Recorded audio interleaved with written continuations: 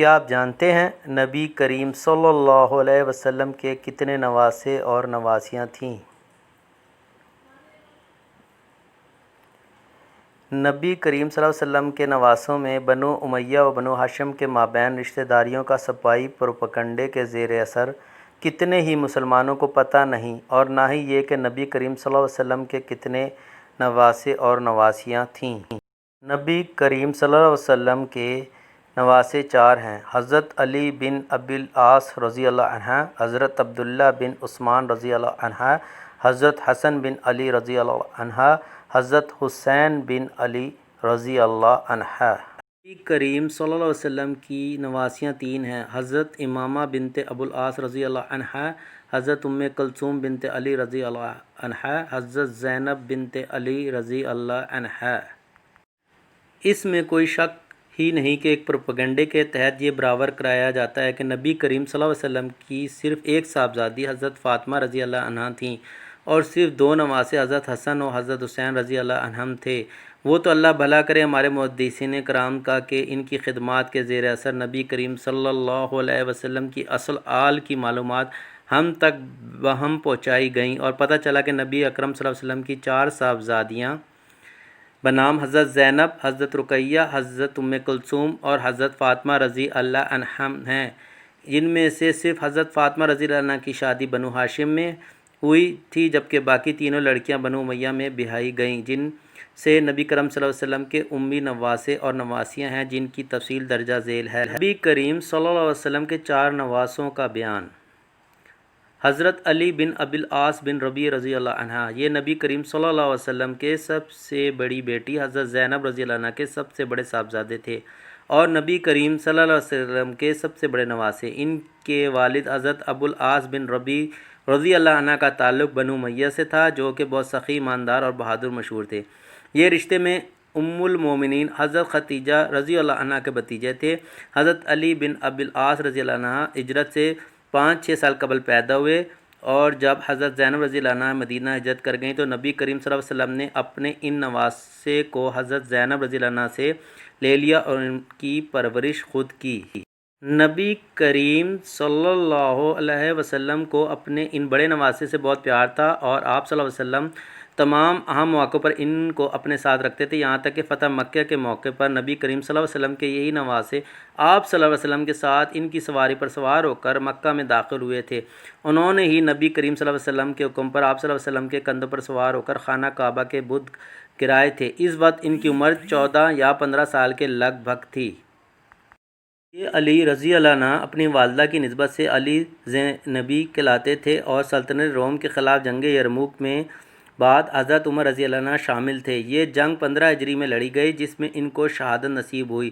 اس وقت ان کی عمر 22 سال تھی۔ یہ نبی کریم صلی اللہ علیہ وسلم کے نواسوں میں پہلے شہید تھے جو کہ کفار کے خلاف لڑتے ہوئے علیٰ کلمۃ اللہ کے لیے شہید ہوئے۔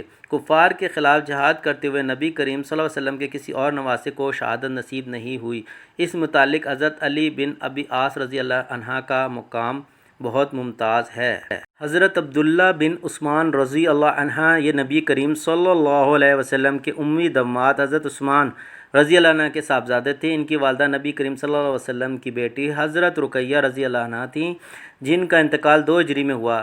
لازم ہے کہ ان کی پیدائش 2 ہجری سے پہلے کی ہی ہوگی۔ حضرت رقیہ رضی اللہ عنہ کی شادی حضرت عثمان رضی اللہ عنہ سے ہجرت حبشہ سے پہلے ہوئی۔ صحیح بخاری۔ طبری لکھتے ہیں کہ ان کی عمر جب 7 سال تھی تو ایک پرندے نے ان کی آنکھ میں چونچ ماری، جس کی وجہ سے ان کا انتقال ہو گیا، لیکن مسعودی لکھتے ہیں کہ انہوں نے 70 سال عمر پائی اور زندگی کے آخری ایام میں ان کی آنکھ میں کچھ خرابی آ گئی تھی، جس پر مزید کچھ پرندے کی چونچ مارنے کی وجہ سے زخم پڑ گیا اور بڑھاپے کے سبب علاج ممکن نہ ہو سکا اور ان کا انتقال ہو گیا۔ ان کے زمانے یعنی مسعودی کے زمانے 4 صدی ہجری میں مکہ میں ایک محلہ ان حضرت عبداللہ بن عثمان رضی اللہ عنہ کی اولاد سے آباد ہے۔ حضرت حسن بن علی رضی اللہ عنہ، یہ نبی کریم صلی اللہ علیہ وسلم کے تیسرے نواسے تھے، جو کہ 4 یا غالباً 5ویں ہجری میں پیدا ہوئے۔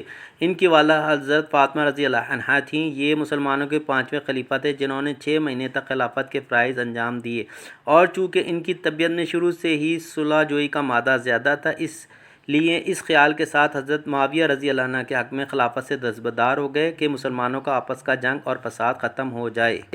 نبی کریم صلی اللہ علیہ وسلم نے اپنے ان نواسے کو سید یعنی سردار کے لقب سے نوازا تھا اور پیش گوئی فرمائی تھی کہ ان کے ذریعے مسلمانوں کے دو گروہوں کے مابین صلح انجام پائے گی۔ صبائی پروپیگنڈے کے زیر اثر یہ برابر کرایا جاتا ہے کہ ان کی وفات زہر خواری سے ہوئی تھی، جو کہ ان کی زوجہ حضرت جعدہ بنت اشعث بن قیس، جو کہ رشتے میں حضرت ابو بکر صدیق رضی اللہ عنہ کی بھانجی تھیں، کے ذریعے ان کو دلوایا گیا۔ اس بات کی حیثیت ایک بے سند جھوٹ سے زیادہ کچھ نہیں، جس کا کوئی اثر تاریخ کی متواتر کتابوں میں نہیں ملتا۔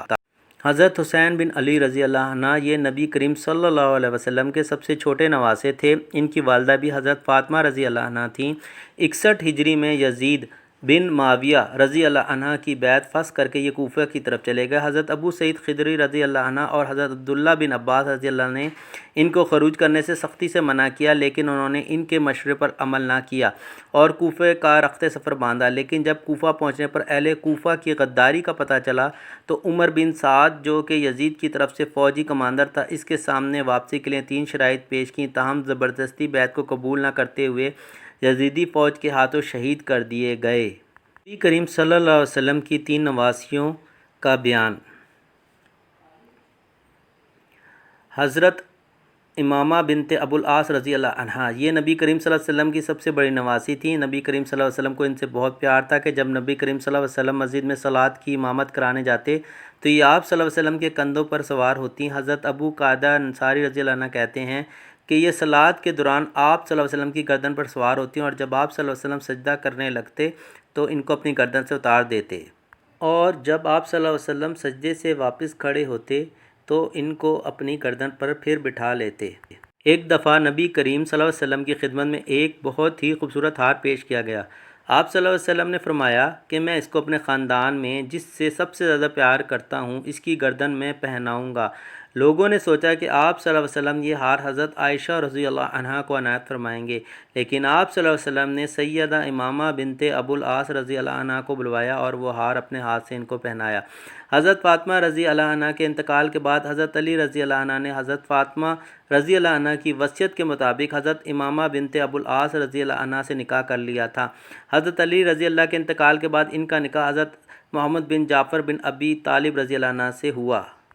حضرت ام کلثوم بنت علی رضی اللہ عنہا یہ حضرت علی رضی اللہ عنہ کی سب سے بڑی بیٹی تھیں۔ ان کی والدہ حضرت فاطمہ رضی اللہ عنہا تھیں۔ حضرت فاطمہ رضی اللہ عنہا نے ان کا نام اپنی بڑی بہن حضرت ام کلثوم رضی اللہ عنہا کے نام پر رکھا تھا، کیونکہ حضرت فاطمہ رضی اللہ عنہ کو اپنی بہنوں سے بہت محبت تھی۔ ان کی شادی خلیفہ دوم حضرت عمر بن خطاب رضی اللہ عنہ سے ہوئی۔ حضرت عمر رضی اللہ عنہ سے ان کی 2 اولادیں ہوئیں، ایک لڑکا حضرت زید بن عمر رضی اللہ عنہ اور ایک لڑکی حضرت رقیہ بن عمر رضی اللہ عنہ تھیں۔ حضرت زینب بنت علی رضی اللہ عنہا یہ حضرت علی اور حضرت فاطمہ رضی اللہ عنہ کی سب سے چھوٹی بیٹی تھیں، جو کہ حضرت ام کلثوم، حضرت حسن اور حضرت حسین رضی اللہ عنہ سے عمر میں چھوٹی تھیں۔ حضرت فاطمہ رضی اللہ عنہ نے ان کا نام بھی اپنی بڑی بہن کے نام پر زینب رکھا تھا۔ ان کی شادی اپنے چچا زاد بھائی عبداللہ بن جعفر بن ابی طالب سے ہوئی تھی، جو کہ 61 ہجری میں طلاق پر مبنی ہوئی۔ واقعہ کربلا کے بعد یہ دمشق چلی گئیں اور اس کے بعد ساری زندگی وہیں گزاری۔ معیاری ویڈیو اور پوسٹ کے لیے ہمارے چینل اسلام فار آل کو سبسکرائب کریں۔